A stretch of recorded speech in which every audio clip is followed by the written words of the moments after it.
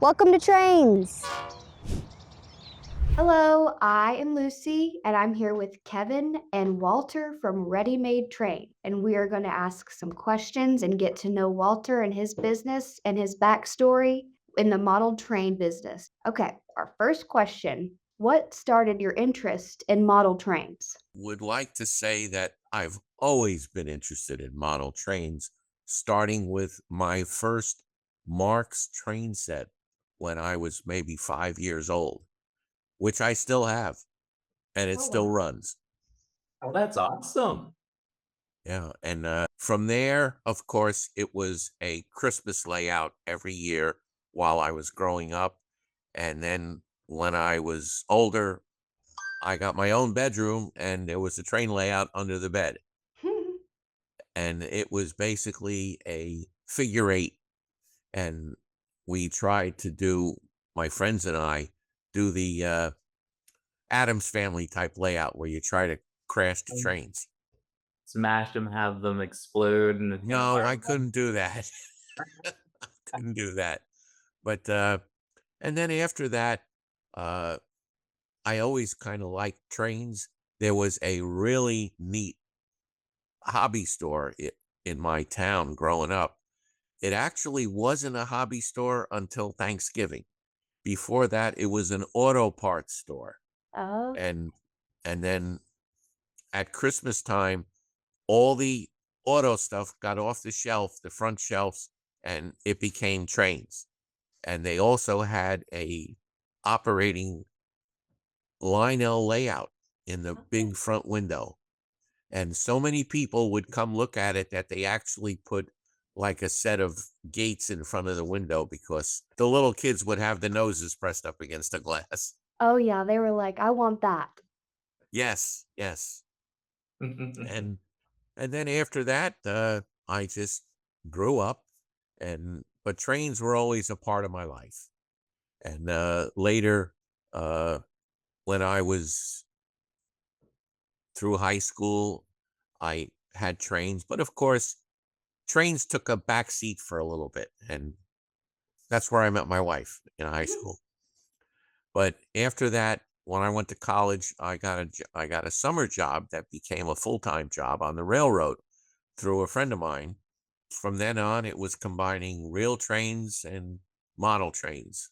Very cool. What was the railroad that you were working for? The railroad that I first hired out on was the Jersey Central lines because actually my family had worked on the Jersey Central.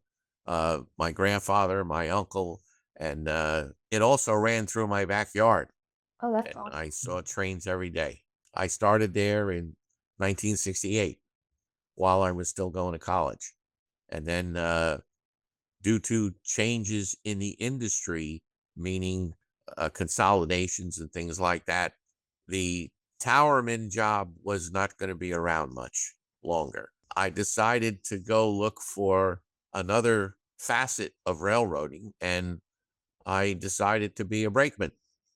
That's the fellow who couples the cars and throws the switches and stuff.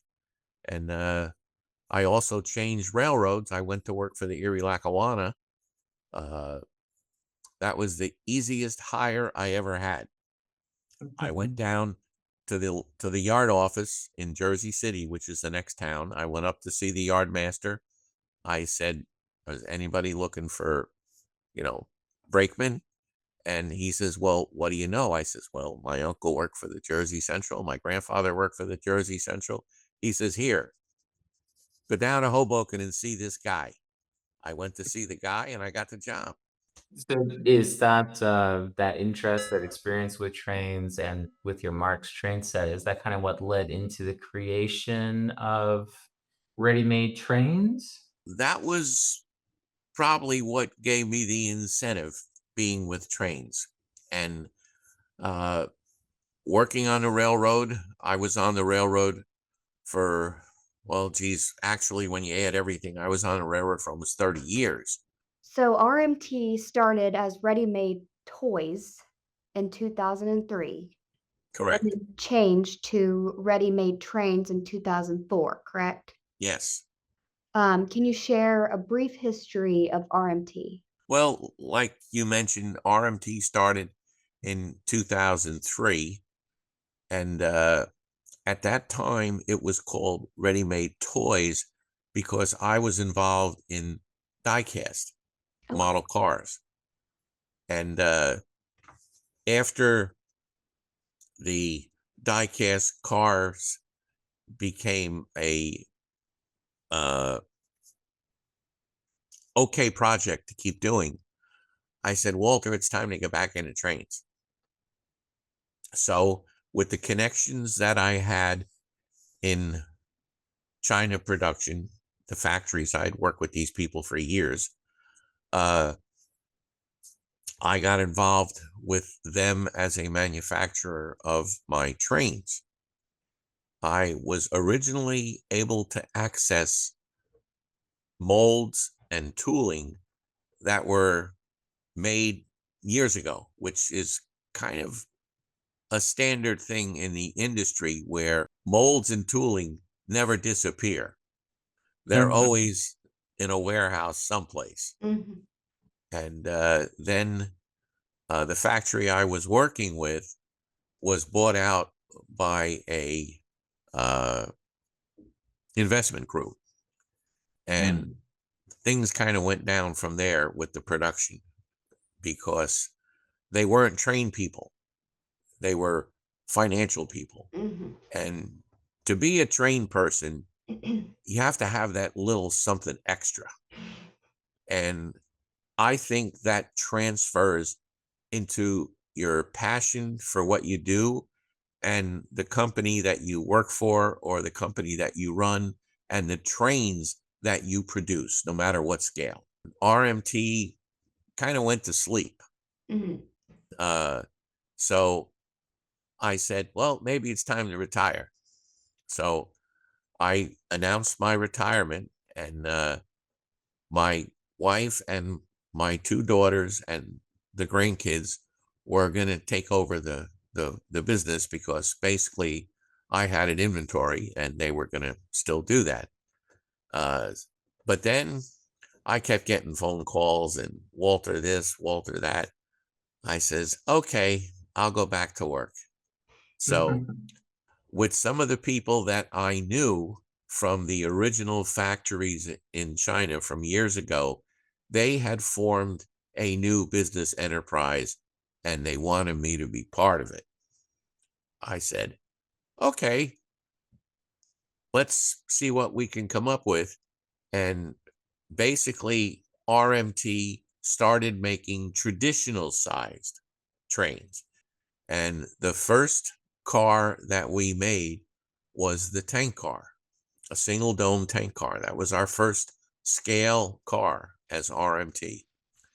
And the next car was the ore car. New improved freight car trucks were put on the 40-foot PS1 scale boxcars that are out now. I like to be modular. In other words, I want to use parts from A and parts from B to make car number C Mhm. because it doesn't make sense to keep spending money on tooling. If I can digress for a minute, when I originally was into trains, we made the beep diesel. That Yes. was a small O gauge diesel, and I called it a beep because of my grandkids. Okay. It was easier to say beep than say diesel locomotive, Grandpa.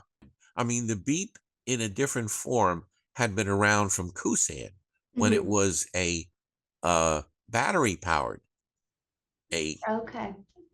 a D cell battery. It was powered. It wasn't as detailed. It was a basically rudimentary locomotive. And then later, I believe Williams did it did a little upgrade. They changed it to AC to run on 3 rail. And then it kind of went back into the warehouse into storage.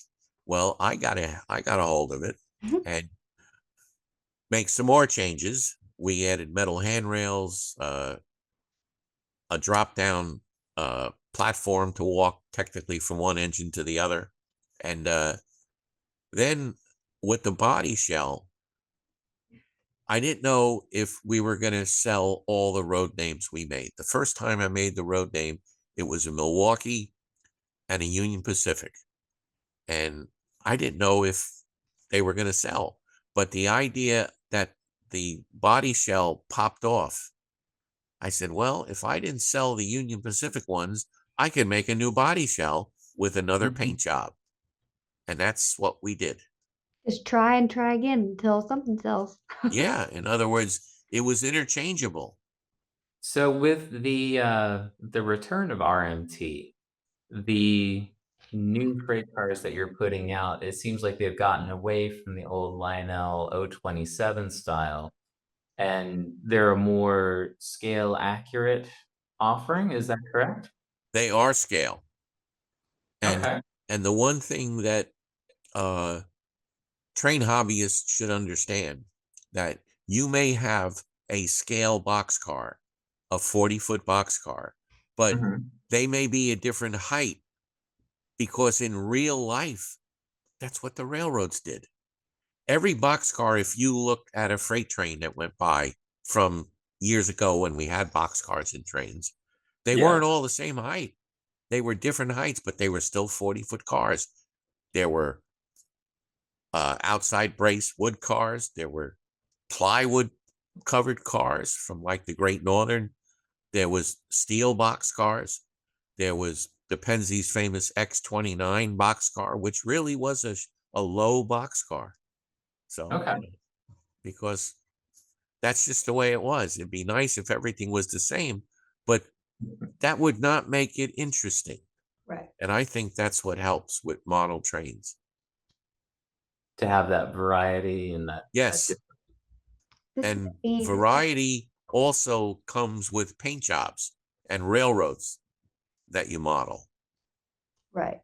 That makes sense because you could have, if you're modeling a Northeastern Railroad, you could have the interchange where your New York Central boxcar might run on the Pennsy for a while, or it might be Delaware and Hudson, and vice versa. And wind up in California. There you go. So, are you planning to stick in a particular era? Because it sounds like with the 40-foot boxcars, it's kind of more like the 1940s-ish. Are you planning to stick in that older era? Are you gonna bring out some more modern, offerings, like something from the '70s, from the '90s, something like that? Well, let's put it this way. Uh, a boxcar, a 40-foot boxcar, is like a steam era and a post-war, meaning in World War II era, uh, Mhm. of a boxcar. And there are some still in existence, although they've been modified. And boxcars grew to 50-foot, 60-foot cars. Right. Uh, Again, tooling. I'm not saying I will not do that, but I want to go gradually into this to upgrade his collection or to make his train running more fun. The same thing with beer cars or any other cars that are colorful. It attracts your attention. And, that's part of the toy train hobby. It's intriguing. Yes, that's correct. It's intriguing Yeah. and enjoyable. So, question I have is what would you say is RMT's unique offering to the model train industry? What sets y'all apart? I think the one thing, and please don't think that I'm trying to promote myself, but it's a train company run by a train guy. Of course. I mean, I draw on all my experiences on the railroad hmm and I bring it into my cars that we make at RMT. Uh, but the main thing I think is, and this is most important thing for the consumer, is affordability. You can't have a mortgage payment to buy a train set. Yeah. You can buy 2 RMTs for the price you pay for somebody else. Yep. And I would stack up the RMT cars with regards to artwork and detail against anybody's cars. I will not produce anything that I would not be proud to run on my model railroad. I'm running out of space on my model railroad. Is there anything coming down the line from RMT in the future that we should start preparing our wallets for? I've got some interesting stuff coming out. It's not ready to be announced, but some of it will be showing up this before Christmas. Ooh. Sounds exciting. As we wrap up, is there anything else you'd like to share before we end? I'd like to say that I am so happy with all the people that I've met in the train industry and the train collectors. I mean, it's like a fraternity. And uh, it's nice to sometimes sit and talk trains, you know. Uh, Even with some of the people in the industry, we have met at times, like maybe at York or at a convention someplace. And it's just nice. Everything goes away. You just talk about trains, Yep. you know, and that's the fun. That's the fun part of it, I think. Trains need to be fun.